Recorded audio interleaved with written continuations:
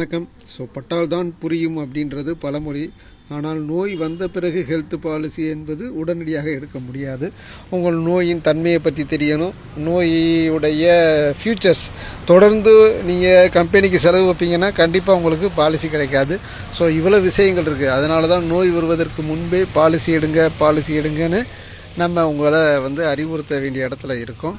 So அதனால் health plan எடுக்கணும் அப்படின்னா நம்ம உடம்புல நோய் வருவதற்கு முன்பு எடுத்துக்கிட்டீங்க அப்படின்னா உங்களுக்கு அது பலனளிக்கும். இல்லை அப்படின்னா வெயிட்டிங் பீரியடு மற்ற எல்லாத்த விட உங்களுக்கு கூடுதலாக ஒரு வருடம் இருக்கும். இன்றைக்கி நிறைய பேர் கொஞ்சம் 60 வயசுக்கு மேலே நீங்கள் உள்ள பாலிசி எடுக்க விரும்புகிறீங்க. பட் அப்படி எடுக்கும் பொழுது பார்த்தீங்கன்னா உங்களுக்கு ப்ரீமியம் கொஞ்சம் அதிகமாகிடுது.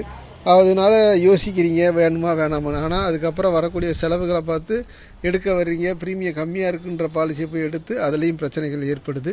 அதனால் சிறந்த பாலிசியை தேர்வு செய்ய இதில் கொடுக்கப்பட்டுள்ள மொபைல் எண்ணை தொடர்பு கொண்டு கேளுங்கள். நன்றி, வணக்கம்.